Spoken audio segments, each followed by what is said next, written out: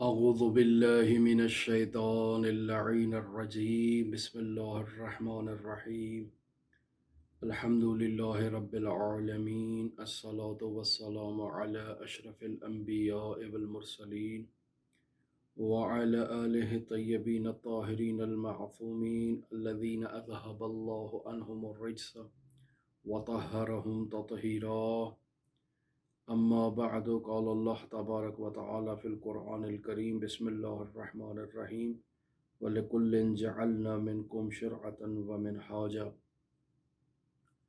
ہماری آپ کے ساتھ گفتگو فقہ اسلامی میں، احکام اسلامی میں آغاز ہوئی ہے اور آج اس سلسلے کی دوسری گفتگو ہے۔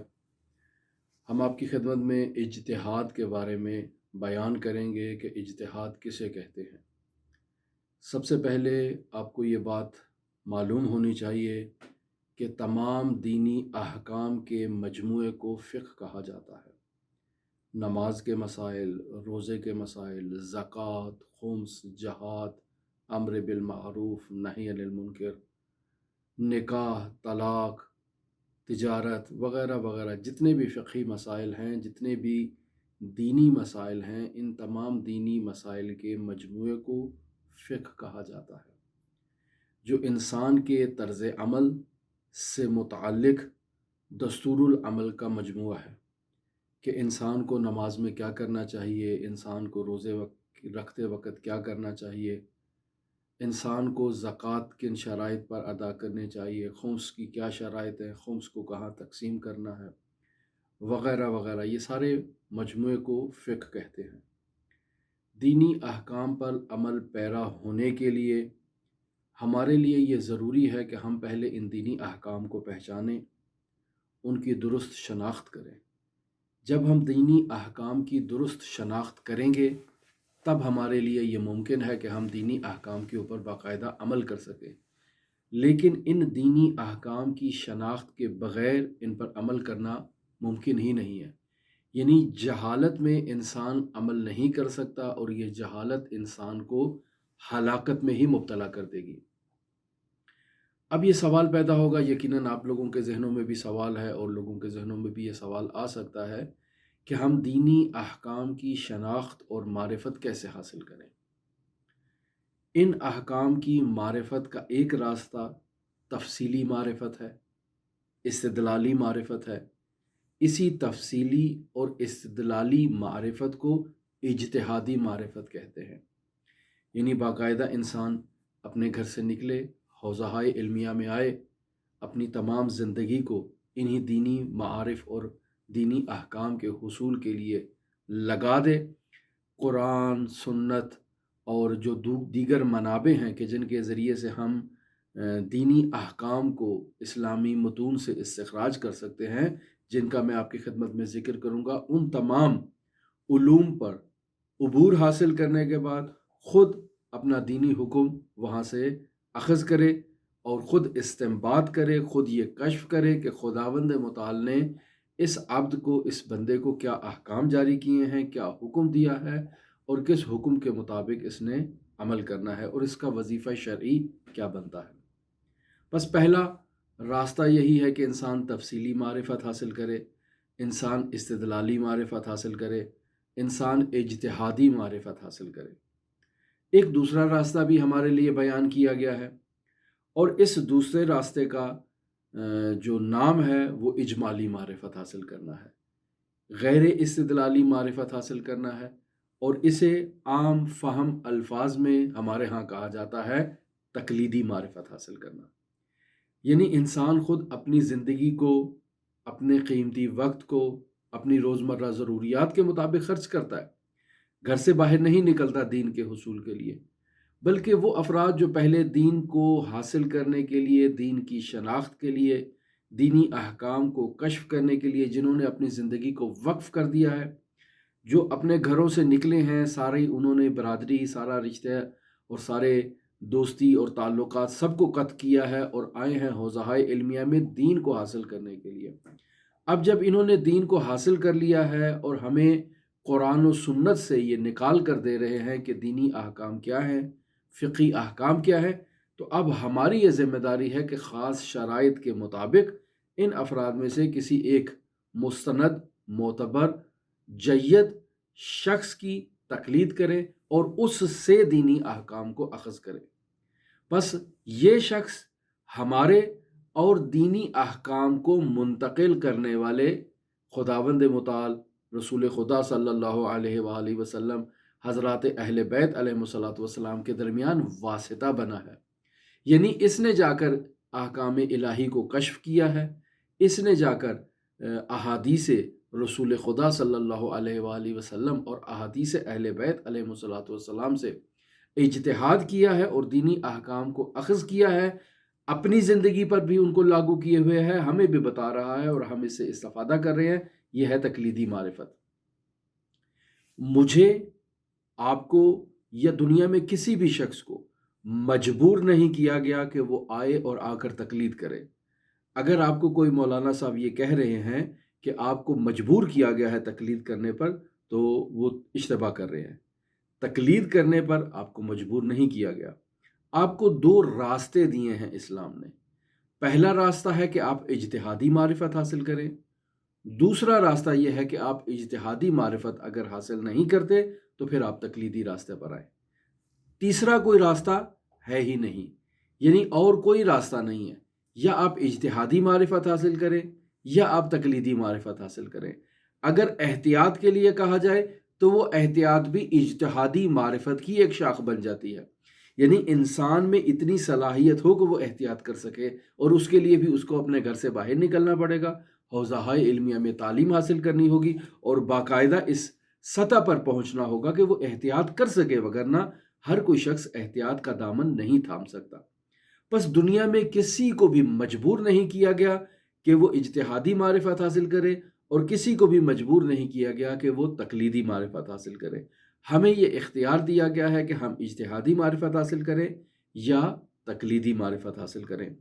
اب یہ ہمارے اوپر ڈیپینڈ کرتا ہے کہ ہم کس راستے کو اختیار کرتے ہیں، کس راستے کا انتخاب کرتے ہیں اور کس راستے پر چل کے اپنی شرعی، فقہی، دینی اور اسلامی ذمہ داری کے اوپر عمل پیرا ہوتے ہیں۔ بس اگر ہم دیکھیں تو تاریخ اسلام میں صرف آج ہی کے دور میں، اس 20ویں صدی میں، اس 19ویں صدی میں، اس 18ویں صدی میں تقلیدی معرفت نہیں تھی، بلکہ آغاز اسلام میں، صدر اسلام میں بھی یہ تقلیدی معرفت موجود تھی۔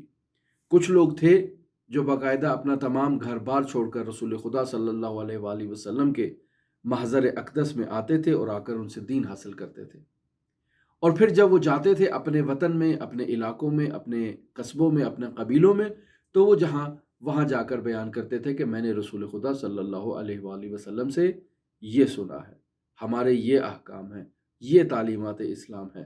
تو یہ لوگ جاتے تھے محضر رسالت مآب میں، وہاں سے دین کو اخذ کرتے تھے، آ کر اپنے علاقوں میں اس کو تبلیغ کرتے تھے، اس کو بیان کرتے تھے۔ تو وہ جو علاقے والے لوگ نہیں گئے تھے، وہ انہی افراد کی پیروی کرتے ہوئے رسول خدا صلی اللہ علیہ وآلہ وسلم کی احادیث مبارکہ سے اخذ کرتے تھے اور ان پر عمل کرتے تھے۔ بس یہ افراد جنہوں نے اپنی زندگی کو وقف کر رکھا تھا اس کام کے لیے، یہ افراد واسطہ قرار پاتے تھے۔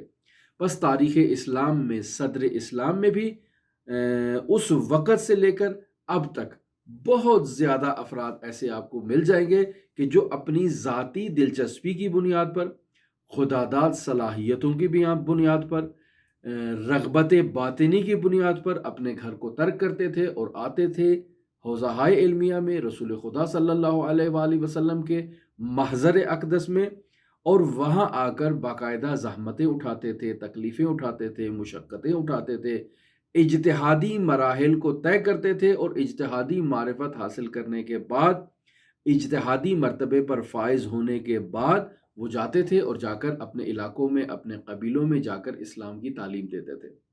اور باقی تمام افراد جو بغیر کسی رنج کے، بغیر کسی زحمت کے، بغیر کسی محنت کے، بغیر کسی مشقت کے ان دینی احکام کو، ان دینی معارف کو، ان دینی مطالب کو انہی افراد سے وصول کیا کرتے تھے۔ یہ سلسلہ رسول خدا کے دور میں بھی تھا، امیر المومنین کے دور میں بھی تھا، حضرات ائمہ मासूमीन अलैहिमुस्सलातु वस्सलाम के दौर में भी था। हर कोई जाकर मेहनत नहीं करता। आप आम रूटीन में अपनी आम जिंदगी में देख लें, मसलन किसान है जो ज़मीन में गंदम का बीज बोता है। किसान है जो जौ का बीज बोता है, गन्ने का बीज बोता है। किसान है कि जो ज़मीन में मुख्तलिफ सब्जियां उगाता है और उन सब्जियों को उगाने के बाद, निकालने के बाद, नतीजे तक पहुंचाने के बाद उन्हें शुस्ता रुफ्ता तमीज़ मुरतब करके मार्केट में लाता है। अब ये हमारी जिम्मेदारी है कि हम जाकर उसको उसकी कीमत अदा करके वो चीज़ अपने लिए वसूल कर लेते हैं।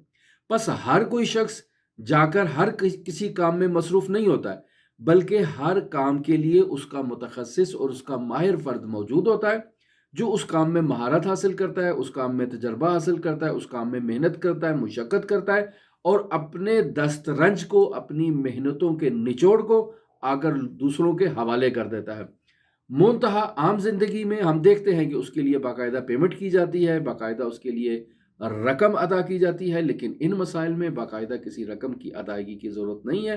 फ़ी सबीलिल्लाह आपको वो तमाम दीनी अहकाम जो खुदावंद मुताल ने रसूल खुदा सल्लल्लाहु अलैहि वसल्लम के ज़रिए हम तक पहुँचाए हैं, उन अहकाम पर इज्तिहाद करने के बाद, उन अहकाम को कश्फ करने के बाद एक फ़कीह उसे हमारे घरों में रिसाला-ए अमलिया की सूरत में या वेबसाइट्स की सूरत में हमें मुंतकिल कर देता है और हम आराम से बैठकर अपने जो रोज़मर्रा ज़िंदगी के मसाइल हैं उनको वहाँ से मुतालिया करते हैं और उसको अपनी ज़िंदगी पर जारी कर देते हैं, बग़ैर किसी ज़हमत के, बग़ैर किसी रंज के। बस हमें ये देखना है कि ये इज्तिहाद क्या चीज़ है। इज्तिहाद लुग़त में कहते हैं कोशिश करने को, जद्दोजहद करने को, मेहनत करने को, मुशक्क़त करने को। लेकिन फ़िक़ही इस्तिलाह में जब हम इज्तिहाद की बात करते हैं तो फ़िक़ही इस्तिलाह में शरई मसाइल को उनके मुतअल्लिक़ा मनाबे से इस्तिख़राज करना, इस्तिंबात करना इज्तिहाद कहलाता है। फ़िक़ही मनाबे कौन से हैं? सबसे पहले कुरान मजीद है, सुन्नत है। जब हम सुन्नत की बात करते हैं तो रसूल खुदा सल्लल्लाहु अलैहि वसल्लम की तालीमात, हज़रात अहले बैत अलैहिमुस्सलातु वस्सलाम की तालीमात इस सुन्नत का हिस्सा आ जाती हैं।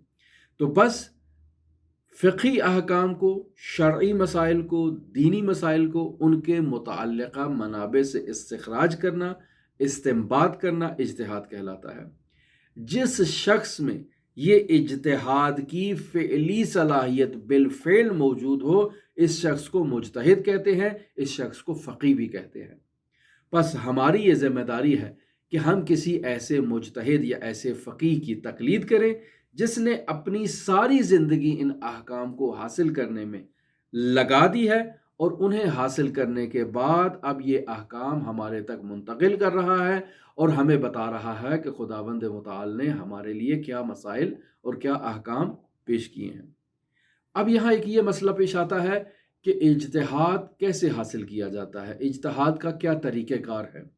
बाज़ लोग पूछते हैं कि ये अफराद जो मौलवी साहिबान दीनी मदारिस में जाते हैं, 10 साल, 20 साल, 30 साल, 40 साल, 50 साल बैठ के पढ़ते ही रहते हैं, ये क्या पढ़ते रहते हैं कि इनकी तालीम ख़त्म होने का नाम नहीं लेती है।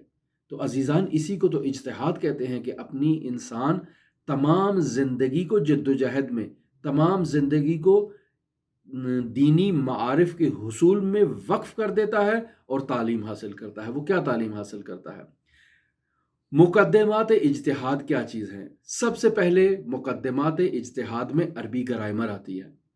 अरबी ग्रामर में कुल 12 उलूम है कि जिन्हें इंसान हासिल करता है, या 14 उलूम है जिन्हें इंसान हासिल करता है, जिनमें सबसे अहम तरीन उलूम में क्या है कि इंसान सर्फ पढ़ता है, इंसान नहव पढ़ता है, इंसान मानी, बयान, बदी और लुग़त का सहारा लेता है और इनके ऊपर महारत हासिल करता है। इस महारत के हुसूल के बग़ैर वो इज्तिहाद नहीं कर सकता। क्यों नहीं कर सकता? क्योंकि अगर तो वो अजम है, अगर गैर अरब है, तो उसे अरबी ज़बान सीखना है ताकि वो दीनी मनाबे जो कुरान मजीद की सूरत में, जो तफासीर की सूरत में, जो रिवायात अइम्मा अहले बैत अलैहिमुस्सलातु वस्सलाम की सूरत में मौजूद हैं, उन दीनी मनाबे को मुतालिया करने, उनको पढ़ने, उनमें तहक़ीक़ करने के लिए हमारे लिए अरबी ज़बान को जानना नहायत ज़रूरी है। लेकिन वो अफराद जो अरब हैं, ठीक है, उन्होंने अपने घर में अरबी ज़बान सीखी है, लेकिन लिसाने कुरान को समझने के लिए, لسان मासूम समझने के लिए उन्हें बाकायदा अरबी ग्रामर को पढ़ना होगा और उस नतीजे तक पहुंचने के लिए ये सारे मराहिल उसे भी तय करना होंगे। बस सबसे पहले हम इल्म सर्फ पढ़ते हैं। इल्म सर्फ का क्या काम है? इल्म सर्फ का काम यह है कि एक लफ्ज़ को मुख्तलिफ जो है वो मानी के हुसूल के लिए मुख्तलिफ कलिमात में और मुख्तलिफ हालतों में तब्दील करना। यानी एक ही कलिमा है, उसके एक ही बुनियादी हरूफ हैं, उसको आप मुख्तलिफ अबवाब में तब्दील करते हैं ताकि आपको मुख्तलिफ मानी हासिल हों, और उन मुख्तलिफ मानी से आप अपनी रोज़मर्रा ज़िंदगी में भी इस्तेमाल करें। और अगर लिसाने क़ुरान में, लिसाने अहले बैत में वो अल्फाज उन्हीं तब्दीलियों के साथ आए हैं तो इंसान को मालूम हो कि यहाँ ये लफ्ज़ किस कैटेगरी से ताल्लुक़ रखता है और इसका क्या माना है। बस इल्म सर्फ का ये काम है कि मुख्तलिफ मानी के हुसूल के लिए एक ही लफ्ज़ को मुख्तलिफ हालतों में, मुख्तलिफ शक्लों में तब्दील करना ताकि उसे मुख्तलिफ मानी हासिल हो जाए। दूसरा इल्म जो हम हासिल करते हैं वो इल्मुन नहव है। इल्म नहव क्या है? इल्म नहव ये है कि हम बाकायदा जो कलिमात पढ़ते हैं कि जिनमें इस्म भी है, जिनमें फ़ेल भी है, जिनमें हर्फ भी है, इन इस्म, फ़ेल और हर्फ को कैसे मुरक्कब किया जाए कि एक जुमला बन जाए हमारे पास, और इस जुमले से हम अपना माफ़े ज़मीर दूसरों तक मुंतकिल कर सकें और लिसाने इलाही में, लिसाने वही में, लिसाने आइम्मा अहले बैत में जो जुमलात इस्तेमाल हुए हैं हम उनको दर्क कर सकें। हमें मालूम हो सके कि इनमें इस्म क्या है, इनमें फ़ेल क्या है, इनमें हर्फ क्या है, इनकी आपस में तरकीब क्या बन रही है और इनका मतलब क्या बन रहा है। हम उस मतलब को इनसे इस्तिखराज करें। तीसरा जो अहम मतलब पढ़ा जाता है वो इल्मुल मानी है, इल्मुल बयान है, इल्मुल बदी है, जिसमें इंसान तहरीर में, तकरीर में खूबसूरतियों का दर्क करता है कि कैसे उसके कलाम में खूबसूरती आ सकती है, या अइम्मा मासूमीन अलैहिमुस्सलातु वस्सलाम के कलाम में, कलाम इलाही में जो फसाहत और बलागत इस्तेमाल हुई है वो फसाहत और बलागत किस तरह की है। इसे इंसान इल्मुल माली, बयान और बदी के ज़रिए से कश्फ करता है। और आखिरी चीज़ इल्मुल लुगत है। ये इल्मुल लुगत भी एक मुज्तहिद के लिए, एक फ़कीह के लिए इसे जानना नहायत ज़रूरी है। इस इल्मुल लुगत के ज़रिए से वो कलिमात को भी पहचानता है और कलिमात के मानी की भी शनाख्त हासिल करता है। क्यों? चूँकि इसी कलिमात की शनाख्त से उसे मालूम होगा कि अल्लाह तबारक व तआला उससे क्या कहना चाह रहा है।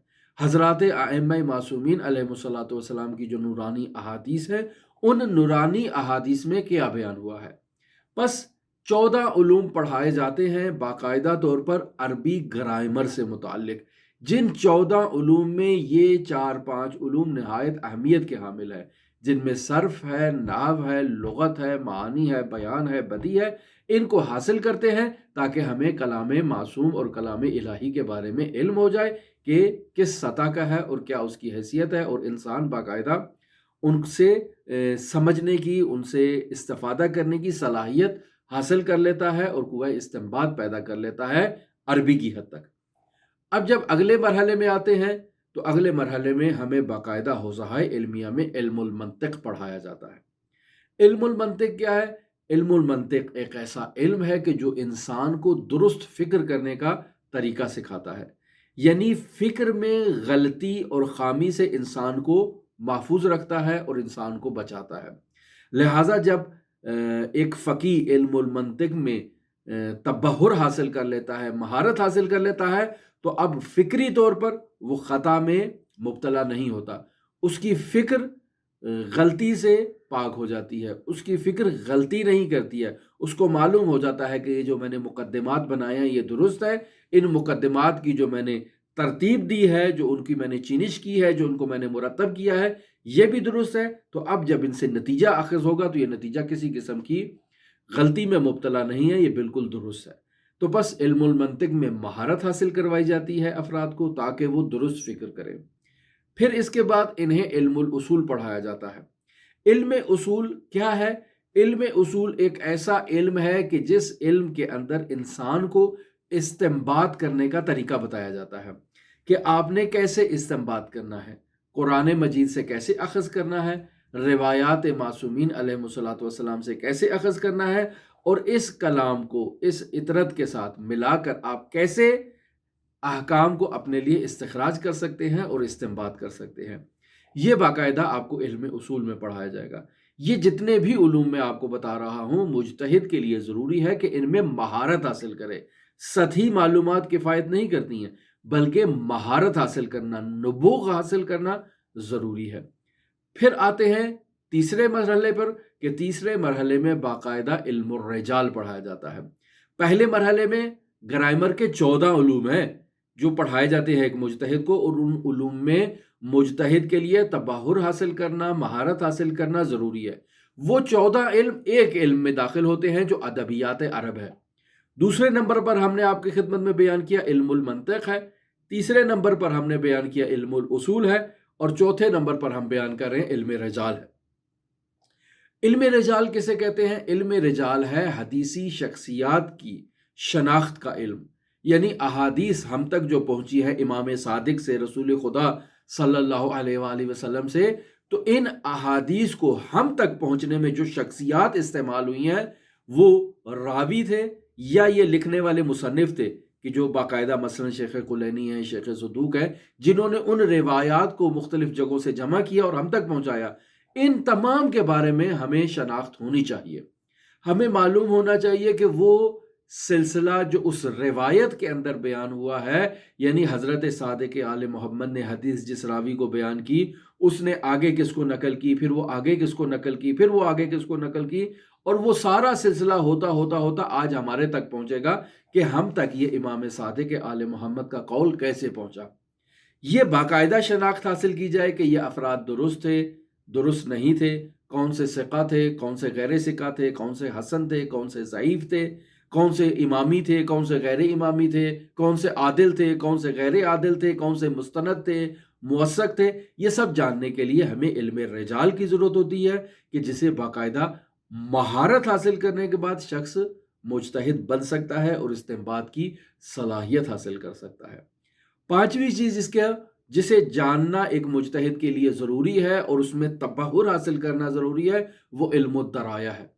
علم درایت کیا چیز ہے؟ علم درایت کا مطلب یہ ہے کہ احادیث کے درست معانی اور درست مفاہیم کو نادرست معانی اور نادرست مفاہیم سے تشخیص دینا، یعنی انسان کو معلوم ہو کہ یہ روایت ہے، اس روایت کا اگر اس طرح سے معنی کیا جائے تو یہ درست ہے، اس طرح سے معنی کیا جائے تو یہ معنی نادرست ہے۔ ان دونوں معانی میں کون سا معنی حضرت امام صادق کی مراد ہے، اس مراد کو کشف کرنا، یہ علم الدرایت کہلاتا ہے، جسے باقاعدہ حوزہائے علمیہ میں پڑھایا جاتا ہے۔ اور جو شخص اس میں تبحر حاصل کرتا ہے، مہارت حاصل کرتا ہے، وہ اجتہاد کے ایک اور سٹیپ کو آگے طے کر لیتا ہے۔ پھر اگر ہم آگے چلے تو علم التفسیر، علم القرآن، اس کو جو ہے نا وہ چھٹے نمبر پر آپ لے کر آئیں، یعنی قرآن مجید سے متعلق تمام علوم پر مہارت حاصل کرنا اس مجتہد کی ذمہ داری ہے۔ اسے معلوم ہونا چاہیے کہ قرآن مجید کے کتنے علوم ہیں، اور ان علوم میں وہ علوم بالخصوص کہ جن سے ہم فقہی آیات کو تفسیر کر سکتے ہیں، فقہی احکام کو ان سے استخراج کر سکتے ہیں، اس کے استنباط کا طریقہ کار کیا ہے۔ بس یہ بھی جاننا اس مجتہد کے لیے ضروری ہے۔ بس یہ جو ہم نے آپ کی خدمت میں 6 علوم بیان کیے، ہر مجتہد کے لیے ضروری ہے کہ ان 6 علوم پر مہارت حاصل کرتا ہو، اس قدر مہارت ہو کہ وہ خود اپنی نظر دے سکے ان علوم کے بارے میں کہ کون سی چیز کیسی ہے اور کس مقام پر ہے اور صحیح ہے اور کون سی غلط ہے۔ 7ویں نمبر پر جب ہم آتے ہیں تو قرآن سنت کے مخاطب عوام اور عرفی محاورات سے آشنائی حاصل کرنا، یہ بھی ایک مجتہد کے لیے ضروری ہے۔ قرآن مجید جس زمانے میں نازل ہوا، جس عوام کے لیے نازل ہوا، جس عوام کے پاس آیا، عربی زبان تھی ان کی، اس معاشرے کے اندر عربی زبان جو بولی جاتی تھی، تو اس دور میں وہ عربی جو محاورات استعمال ہوتے تھے ان کے کیا معانی تھے۔ ممکن ہے زمانہ تبدیل ہونے کے ساتھ وہ محاوروں میں تبدیلی آ گئی ہو، الفاظ وہی ہوں لیکن کسی دوسرے معانی میں اب استعمال ہو رہے ہوں۔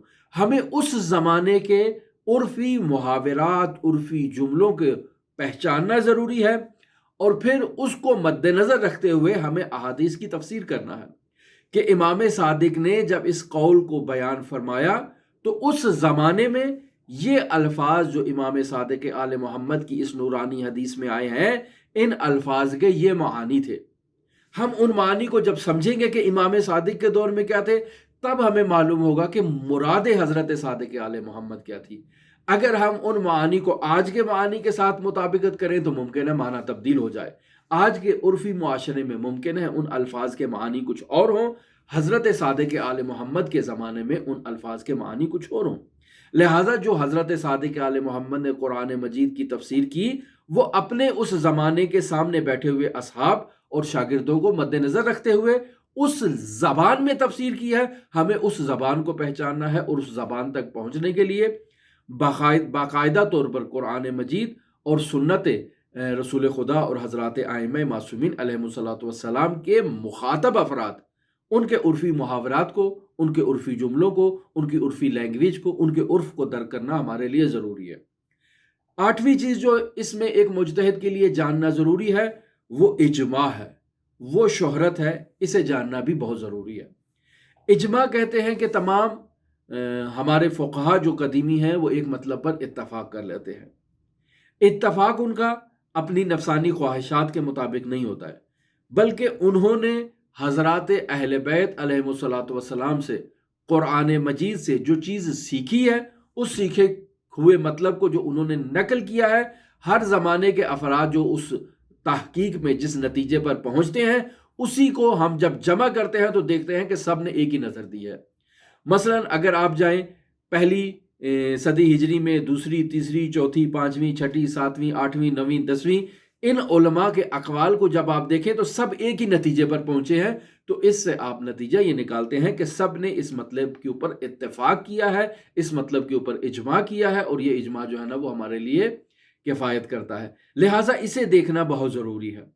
کوئی بھی مطلب ہو تو اس مطلب میں شہرت کو دیکھنا ضروری ہے کہ فقہائے شیعہ میں شہرت کا کیا مقام ہے۔ آیا اس اجماع کے اوپر اور اس شہرت کے مطابق فتویٰ دیا جا سکتا ہے یا فتویٰ نہیں دیا جا سکتا؟ اس اجماع اور اس شہرت کو مد نظر رکھتے ہوئے ہم کیسے فقہی احکام کو استخراج کر سکتے ہیں کہ نہ تو اجماع کی مخالفت ہو، نہ ہی شہرت کی مخالفت ہو، اور نہ ہی قرآن و سنت کی مخالفت ہو، اور ہمارا اجماع اور ہماری شہرت قرآن و سنت کے مقابل میں آ کر کھڑے نہ ہوں، چونکہ قرآن و سنت کے اگر مقابل میں آ کے کھڑے ہوں گے تو یہ مسلماً باطل ہے اور اس کی کسی قسم کی کوئی وقعت اور حیثیت نہیں ہے۔ 9ویں نمبر پر جس مطلب کو جاننا ایک فقیہ کے لیے صرف اجمالی طور پر نہیں بلکہ استنباطی طور پر، قطعی طور پر، یعنی دلیل کے ساتھ جس مطلب کی طرف جاننا ضروری ہے، وہ اہل سنت کے فتاویٰ ہیں۔ یعنی مجتہد کو فقہ مقارن کے بارے میں علم ہونا چاہیے۔ مجتہد کو اہل سنت کے فتاویٰ، اہل سنت کی روایات اور اہل سنت کی اخبار کا علم ہونا چاہیے، بالخصوص تعارض کے موارد سے وہ آگاہ ہو، اس کو معلوم ہو کہ یہ اہل سنت کی جو روایت ہے یہ امام صادق کے اس قول سے معارض ہے۔ جب معارض ہے تو اس نے جو اہل سنت نے فتویٰ دیا ہے وہ اس حدیث کی بنیاد پر دیا ہے، ہم جو فتویٰ دے رہے ہیں وہ اس حدیث کی بنیاد پر فتویٰ دے رہے ہیں۔ 10ویں نمبر پر ایک مجتہد کے لیے ضروری ہے کہ وہ استنباط احکام میں اس قدر تمرین کرے، اس قدر پریکٹس کرے کہ اس کے اندر قوہ استنباط حاصل ہو جائے۔